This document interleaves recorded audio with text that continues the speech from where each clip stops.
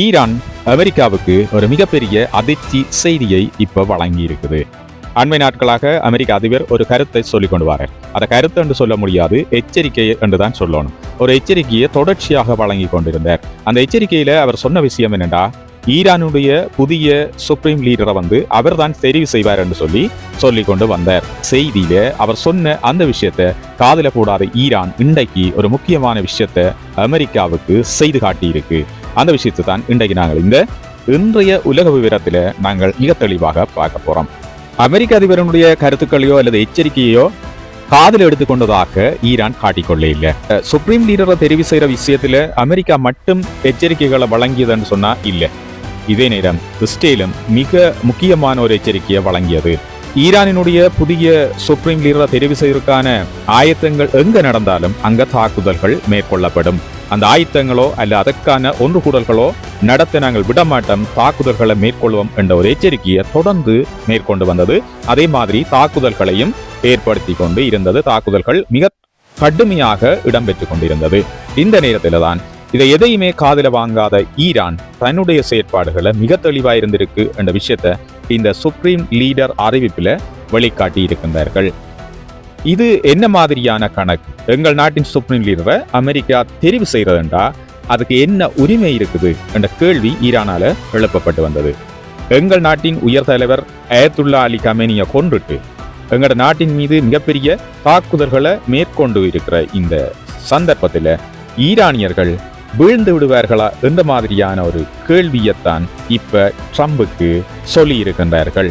இந்த வகையில தான் இந்த புதிய சுப்ரீம் லீடர் அறிவிப்பு நிகழ்ந்திருக்கு. இத உலகம் மிக அதிர்ச்சியோட பார்த்து கொண்டிருக்கு. ஏனடா இந்த சுப்ரீம் லீடர் தெரிவுன்றது மிக முக்கியமான விஷயம். யார் இந்த சுப்ரீம் லீடராக தெரிவு செய்யப்பட போறார், அவர் ஈரானுடைய எதிர்காலம் தொடர்பாக எப்படி நடந்து கொள்ள போறார், அவருடைய போக்கு எப்படி இருக்கும் என்ற ஒரு கேள்வி உலகத்திடம் இருந்தது.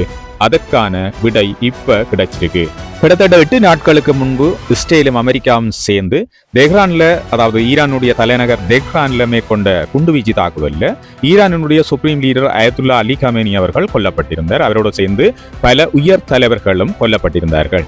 இதுக்கு பிற்பகுதியில பாத்தீங்கன்னு சொன்னா பின்னரான இந்த நாட்கள்ல ஈரானுக்கு ஒரு புதிய சுப்ரீம் லீடரை தெரிவு செய்வதற்கான ஏற்பாடுகள் தொடர்ந்து நடைபெற்று கொண்டிருந்தது.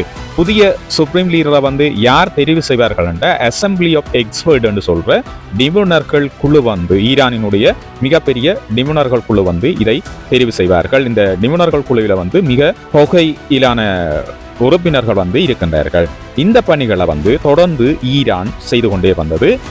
எனினும் இவர்கள் மீதான தாக்குதல்கள் தொடரும் என்று சொல்லி இஸ்ரேல் தொடர்ந்து இந்த எச்சரிக்கையை வழங்கி கொண்டிருந்தது. அது மட்டும் இல்லாமல் பல இடங்கள்ல தாக்குதல்களையும் நடத்தி கொண்டிருந்தது.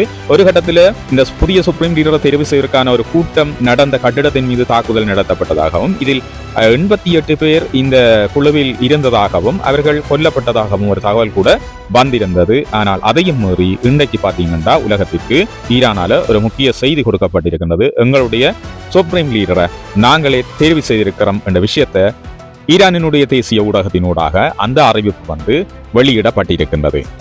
ஈரான் புதிய சுப்ரீம் லீடரை தெரிவு செய்யறதில் அமெரிக்காவும் இஸ்ரேலும் தொடர்ந்து அச்சுறுத்தல்களை வழங்கி கொண்டே இருந்தது.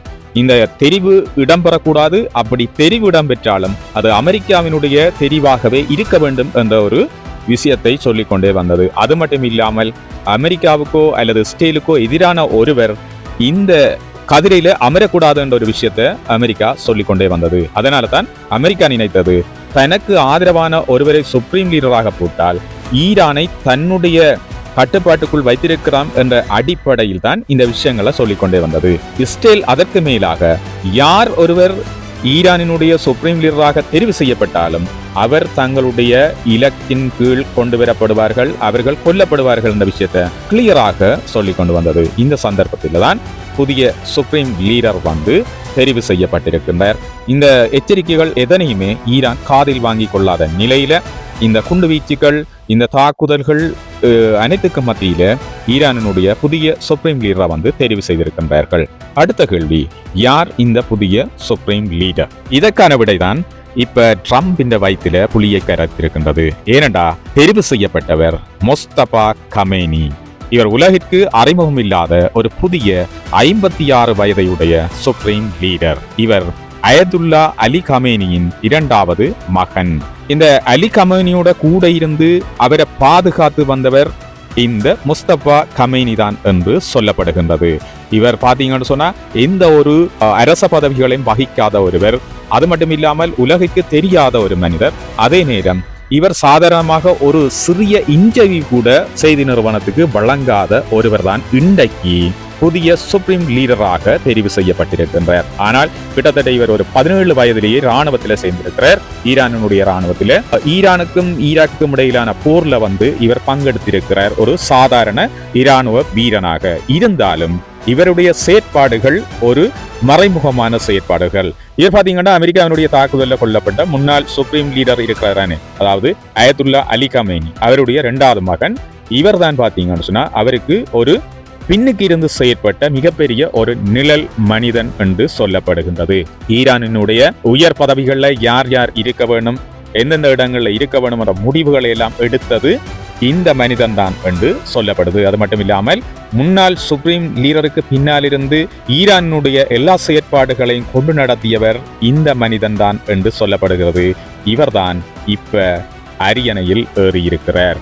இங்கதான் அமெரிக்காவுக்கு மிகப்பெரிய செய்தி வழங்கப்பட்டிருக்கின்றது ஈரானால. இனி நடக்க போற யுத்தம் எப்படி நடக்க போகுது, இதனுடைய மாற்றங்கள் என்னென்ன நிகழப்போகுது என்றது மிகப்பெரிய கேள்வியாக இருக்கின்றது.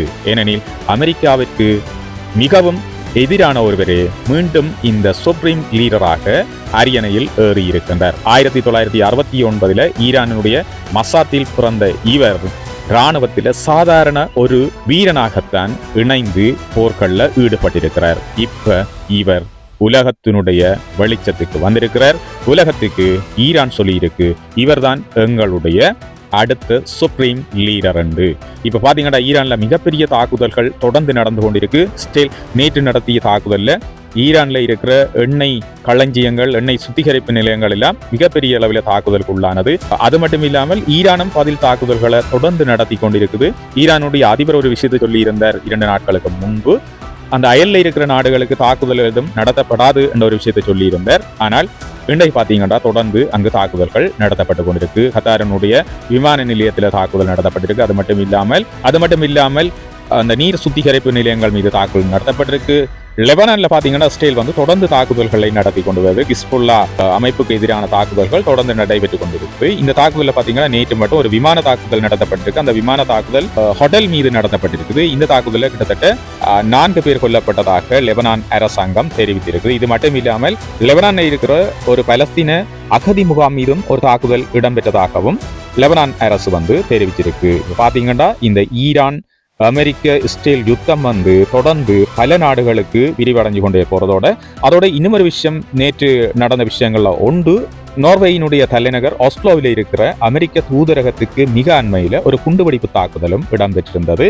இந்த குண்டுவெடிப்பினால யாருக்கும் எந்த சேதங்களும் ஏற்படையில்லை. ஆனால் அந்த குண்டுவெடிப்பு இடம்பெற்ற இடம்தான் பிரச்சனையானது. அமெரிக்காவினுடைய தூதரகத்துக்கு மிக அருகில அந்த குண்டுவெடிப்பு நிகழ்ந்திருந்தது. இது தொடர்பான விசாரணைகளை இப்ப நோர்வே போலீசார் மேற்கொண்டு வருகின்றார்கள் என்று சொல்லப்படுது. அது மட்டும் இல்லாமல் இன்னொரு செய்தி பார்த்தீங்கன்னா, போப் ஆண்டவர் ஒரு விஷயத்தை சொல்லியிருந்தார். இந்த யுத்தத்தை உடனடியாக நிறுத்துவதற்கு முன்வர வேண்டும், பேச்சுவார்த்தைகள் மூலம் இந்த யுத்தத்திற்கு ஒரு முடிவு காண வேண்டும். போர் அல்லது யுத்தம் ஒரு முடிவாக இருக்காது. ஆகவே பேச்சுவார்த்தைக்கு வாருங்கள், இந்த யுத்தத்தை உடனடியாக நிறுத்துங்கள்.